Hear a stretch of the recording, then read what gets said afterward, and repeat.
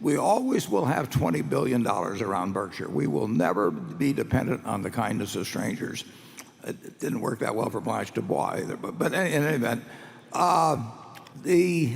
we don't count on bank lines.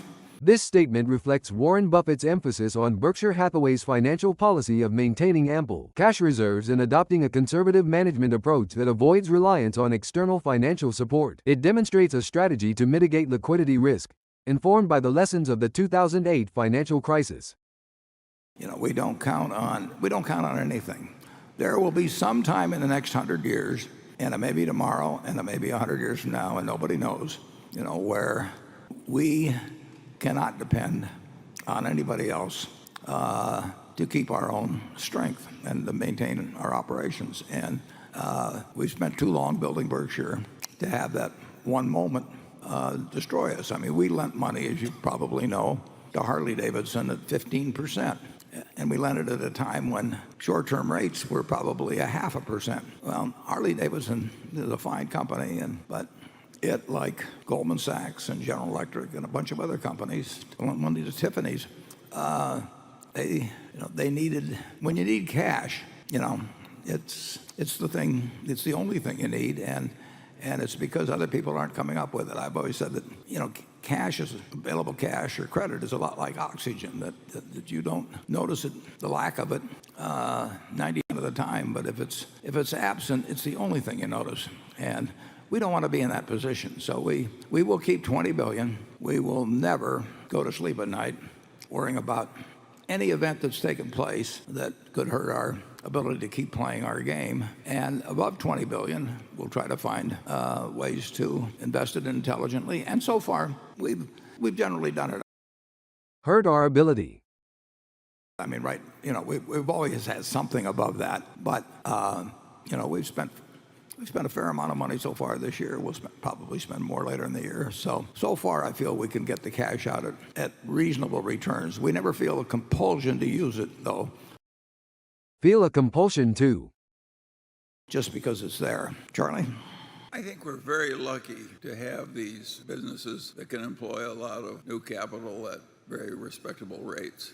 And if earlier in the history of Berkshire we didn't have such automatic opportunities, and now that we're so affluent, we really are way better off having these opportunities. It's a blessing. I mean, who would want to get rid of Mid-American and the Burlington Northern Railroad? Nobody in his right mind. Has there been any discussion at your board meetings about a replacement for your partner, longtime friend, and co-chairman Charlie Munger? Has it been determined Berkshire will continue to be led by a similar dynamic duo? Two magnificent investor minds, each providing a unique point of view, have been a major reason the business has performed magnificently over the decades and has delighted the shareholders. Well, Charlie is he's my canary in the coal mine. Charlie turned 90, and I find it very encouraging how well he's handling middle age. So I hope to be able to do the same thing myself. No, and you raised a point which is I hadn't thought about, but I'm a little sensitive now that you raised it. They always talk about replacing me, but they never talk about replacing Charlie. I do think I think it's very likely, incidentally, that whoever replaces me as CEO probably has, over the years, certainly develops. They'll never be able to develop another Charlie, but they'll develop somebody that they work with very closely. It's a great way to operate. Berkshire is better off because the two of us have worked together than if either one of us had been working individually. There's no question about that.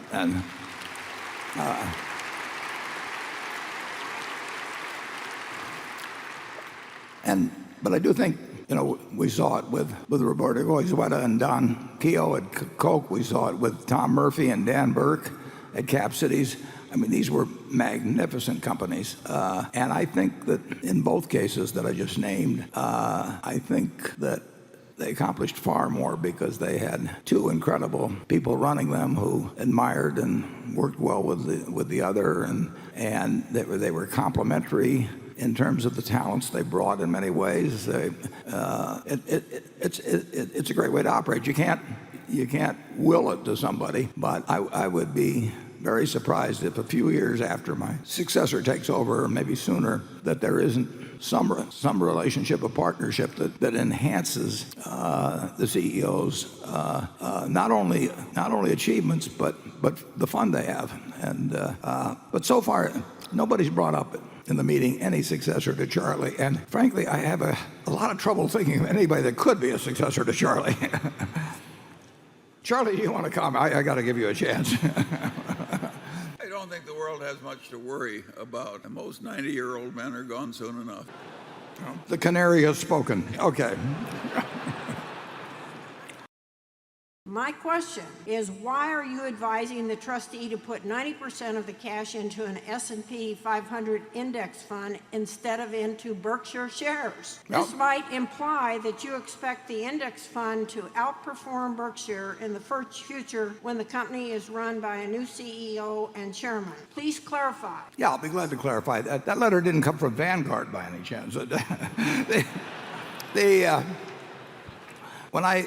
When I die, incidentally, then all of the Berkshire shares I have at that point will go to 5 different foundations, every single share. I mean, there are no shares that have not been designated mentally and to charity. A good many have been designated specifically in numbers and all of that.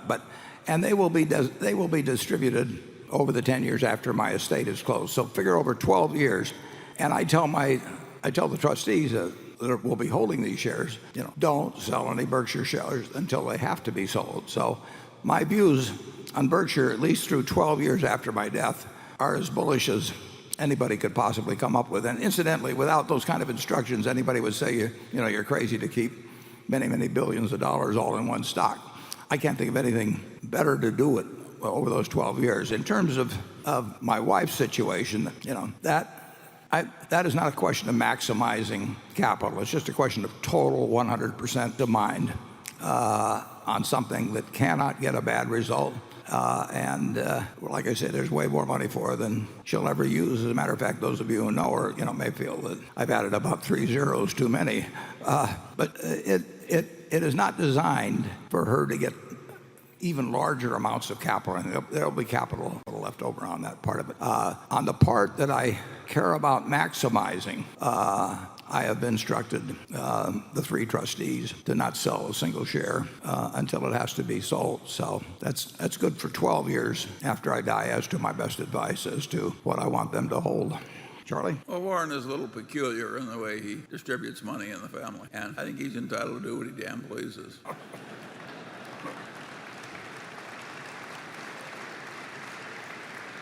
Do I hear my children applauding? Do I hear my children applauding?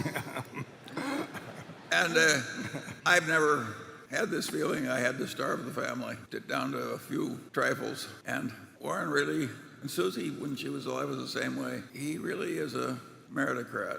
He's really quite extreme in wanting to let most of his money go back to the civilization in which it was earned. I like being associated with it.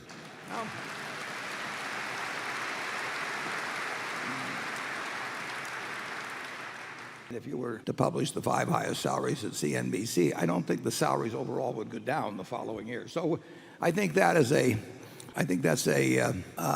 good reason for us not publishing the salaries of say our top 10 managers of the company. At Solomon, we mentioned that a little earlier. Virtually everybody was dissatisfied with what they were getting paid, and they were getting paid enormous amounts of money, but they were disappointed, not because of the absolute amount. They were disappointed because they looked at somebody else in the place, and it drove them crazy. And as a matter of fact, the first big crisis we had in compensation was when the management made what was regarded as a secret deal with the ARB Group, as I remember, whereby John Merriweather and his crew got paid a lot of money, which I would argue they earned. I mean, I think they deserved it. But as soon as that happened, it made compensation, which had always been a terrible problem, an even greater problem because of the jealousy that broke out among the people that weren't in John Merriweather's group. But I think it's very seldom that publishing compensation accomplish as much for the shareholders. In fact, you can argue that much of what's going on in corporate America, well, I would put it this way: corporate CEOs as a group would be being paid a lot less money if proxy statements hadn't revealed how much other people were getting paid. It is only human to look at a whole bunch of proxy statements and say, well, I'm worth more than that guy, and negotiate that way, and a comp committee is going to respond to that. So American shareholders are paying a significant price for the fact that they get to look at that proxy statement every year and see how much those top 5 officers are earning. Charlie? Well, in a spirit of transparency, you're asking for something that wouldn't be good for the shareholders, and it's not going to happen unless the SEC makes it happen. We're way better off without adding to the culture of envy in America. Yeah, there's no one that looks at, there's no CEO that looks at other proxy statements and comes away thinking I should get paid less. I mean, we haven't seen, have we ever seen that? No. Well, we're not old enough. I would say that envy is doing the country a lot of harm, and our practices are envy dampeners. 1. Cash-rich strategy. Buffett stated that Berkshire Hathaway always maintains at least $20 billion in cash on hand to avoid reliance on external funding, a strategy rooted in lessons from the 2008 financial crisis to mitigate liquidity risk. 2. Succession plan. Buffett clarified that after his death, Berkshire shares will not be sold for 12 years, reserving them for his wife. He also hinted that while a new CEO will be appointed, a partnership model akin to Charlie Munger's role may continue. 3. Opposition to compensation disclosure. Buffett opposes disclosing top managers' salaries, arguing that transparency fuels comparison-driven demands, ultimately harming shareholders. Let's take a look at Warren's recent activities. 1. The essential meaning of holding cash. Cash is an option. Buffett positions cash as the right to not buy anything, and actively accumulates cash when the market is overheated. The reason behind his holding $334.2 billion record high in cash as of the end of 2024 is his judgment that there are no good companies that can be bought at a fair price. Cash is an oxygen tank for a crisis. Learning from the lessons of the 2008 financial crisis, he emphasizes that when the market crashes, cash becomes a weapon of attack. Berkshire always holds more than $20 billion in cash and avoids relying on external. 2. A harsh view of the market environment. A 5% government bond yield makes waiting costs zero. The rise in U.S. short-term government bond yields about 5% has transformed cash holdings into a source of revenue. Buffett points out that, unlike the era of zero interest rates, idle funds can also generate profits. In a bubble market, cash is the best asset. He judged the stock market rise in 2024 to be overheated and said, if there are no suitable investments, it is better to hold on to cash. He will not touch any sectors with a PER of over 30 times the S&P 500. 3. Message to shareholders. Cash is not proof of inaction. It is proof of patience. In response to criticism from short-term shareholders, he countered that the essence of long-term investment is to wait for an opportunity to buy a good company at a low price. Berkshire defines its cash as idle funds for future large-scale acquisitions. It is healthy for cash holdings to exceed the valuation of listed stocks. As of September 2024, cash $325.2 billion will surpass stock holdings $267.1 billion. Buffett describes this state as ready for aggressive investment. Supplementary explanation. The phrase, sleeping well at night, is a recurring theme in Buffett's interviews since 1994. Berkshire's hallmark is its prioritization of risk management and its ability to respond swiftly to unforeseen events.